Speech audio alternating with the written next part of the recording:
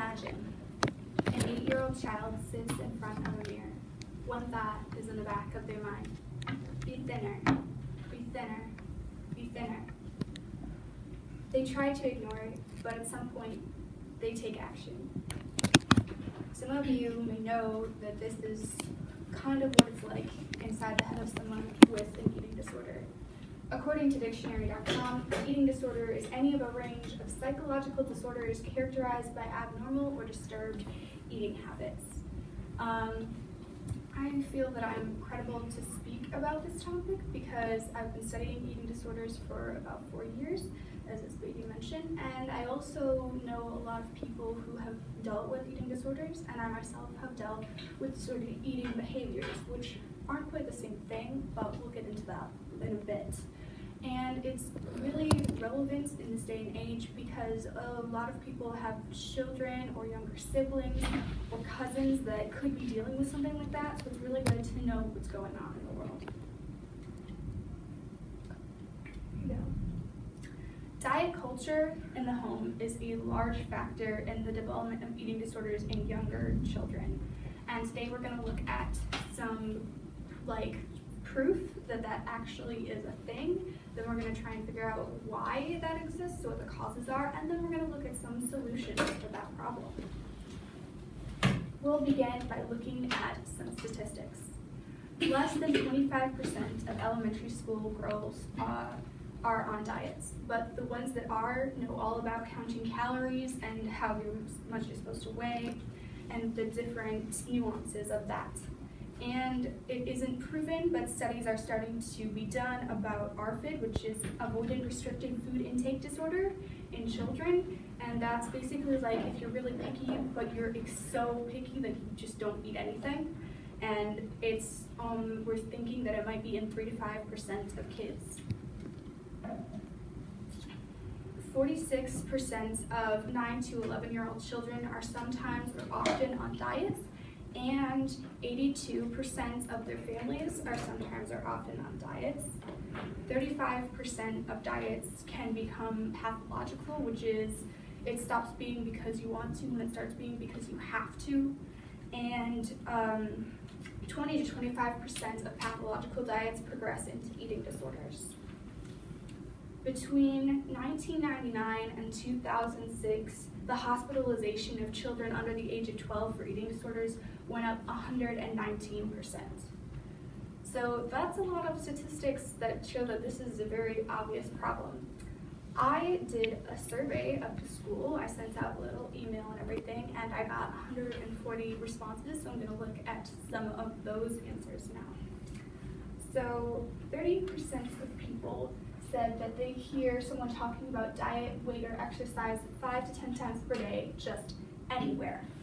And 37.9% of people said that they hear diet, weight, or exercise talking about 5 to 10 times per day in their home. The age of the youngest person that a person has heard talking about diet, weight, or exercise would be 12.4% of people said age 10, 9.3% of people said age 9, and 8.6% of people said age 11. Then I asked some questions like, do you consider yourself a healthy person? 38.6% of people said no, and 45.7 and 16.4. One second, I got confused. Okay. 38.6% of people said yes, and 16.4% of people said no. Then I asked, are calories and scale numbers something that people ever think about? 41.4% of people said no, and 45.7% of people said yes. And then I asked some open answer questions, and so basically the facts that I gleaned from there are that 44 people believe that diet culture is affecting people negatively, and 88 people agree that diet culture is contributing to eating disorders in younger kids. So now that we've looked at some statistics and some facts that really prove that there's definitely a problem here, we need to figure out why that problem exists. And the first thing a lot of people would say if you ask them why there are eating disorders and everything, people say it's caused by their environment, the person who has the environment. and that is a large, in my case, correct. Environment can be broken up into 4 different pieces: social media, peers, family, and genetics. So let's start with social media. I interviewed a school nurse, Miss Smith, and she agrees with me that body shaming and Photoshop are something that are really becoming prevalent today on social media such as Instagram and Tumblr and different social medias that you can see instantaneously. In the past, there have been social media such as magazines and TVs where this was also a problem, but now that you can get everything at the touch of a button right away, it's even more of a problem. The next thing that can cause it is peers. Peers are the people that we're around all the day. They're our friends or people who we're not friends with. And what they do and what they say affect us, especially if they're saying it to us or they're talking about us. Then we hear that and we think about that a lot. And then the next point is genetics. Some people might say, how would genetics have anything to do with an eating disorder? And the answer is it does have something to do with an eating disorder. It's genetic predisposition is something that is not only found in eating disorders, but also things like cancer and being overweight. You can be genetically predisposed to have those things. That doesn't mean that that will happen to you, but it does mean that you're more likely to be at risk for something like that. So there's definitely a genetic component to it. And finally, family. Again, a lot of people would be like, how would your family have anything to do with you having an eating disorder? But it is very much affecting it because, again, like the nurse agreed with me on this as well, what a parent does, how their mindset about themselves and about other people is, rubs off on their kids. So if a parent has a negative mindset about themselves, or if they're very much into dieting and restriction and stuff like that, their kids will see that and emulate it in their own lives. A little disclaimer before I do my next point: disordered eating behaviors and eating disorders are not the same thing. A disordered eating behavior was something like skipping meals, eating the same thing every day, making sure none of the food on your plate touches each other, or cutting your food up into really, really small pieces. And by themselves, they're not necessarily dangerous. They can be just something that's a habit, that's what you do, it's fine. But if there's a lot of them together or they're becoming very obsessive behaviors, that can be a sign of something that's going on that isn't correct and is unhealthy. So now I'm gonna give a personal story. My family has become very health conscious. When I was younger, that wasn't as much of a thing, but then my dad broke his leg and had to lose 100 pounds. And my mom had been on a diet just recently because she was about to have surgery.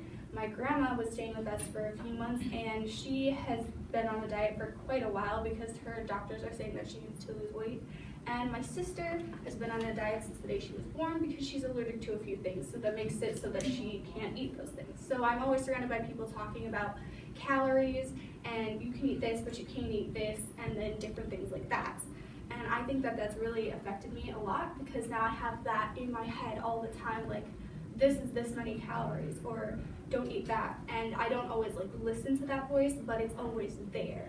And I feel that other kids could have had my same experience where they are surrounded by people talking about that, and so then they're always thinking about that, whether they want to be or not. And that can contribute to doing things that may not be the most healthy thing and having those disordered eating behaviors. And so we need to make sure that other kids don't have the same experience that I did, where now I have disordered thoughts when I'm eating or when I'm looking at food or just around other people. And how can we do that? So I have a list of a few ways. First, I didn't write this on the slide, but you need to make sure that young kids know that what they see on TV, what they see in social media and magazines is not how normal people look. Like everyone around us, there's a lot of different ways that people look, but airbrushed and like squeezed into a tiny thing is not how normal people look. That's how celebrities look, and it's probably not even actually how they look. It's Photoshop and all of those things. And so then what can we ourselves do? We can know our audience. Who are we talking to and who's around when we're talking about stuff? If we start to talk about an adult subject and there's a little kid around, we would obviously not continue that topic, and we should do that the same thing with sort of diets and things like that. We need to think before we speak. Is the thing we're about to say going to be really helpful to someone, or is it going to put a negative thought in their head? Is it going to be something that upsets them? Even if we don't see them being upset, are they going to be upset about it later after we've left? And we need to be aware of our own mentality. Is what we're doing healthy? Is it something that we want to be doing, or are we doing something that is subconsciously changing ourselves because we're not happy with what we are, or are we projecting that onto someone else and saying that they need to change their selves because we're not happy with who we are, but we don't want to change ourselves? And what's our motive? Are we content? Are we going to make our own healthy choices, or are we going to make unhealthy choices, and why? To conclude, I believe that diet culture in the home is really contributing to eating disorders in young kids. And we've looked at some statistics that is definitely a problem. We've looked at some causes like peers and genetics, and we've looked at some ways that we can try to prevent that from happening anymore. And there's this website right here, nationaleatingdisorders.org, and it has an article on it that explains in more nuanced detail the difference between eating disorders and disordered eating behavior, and I really suggest that you guys check that out, because it's really helpful to see that if there's any behaviors that you may have that you don't notice, or if there's any behaviors that your family members may have but they don't notice, that you can examine that and sort of figure out if there's anything that is unhealthy going on, or if it's just a normal thing, because it's always good to keep an eye on that sort of thing. So we are all influencing people by what we do, even if we don't notice it. And we really need to make sure that we're not influencing anyone in a negative way. We need to make sure that everything that we do is influencing people in a positive way. And I think we can do that by making sure that what comes out of our mouth is much more careful and calculated to be helpful to people and not negative. Thank you.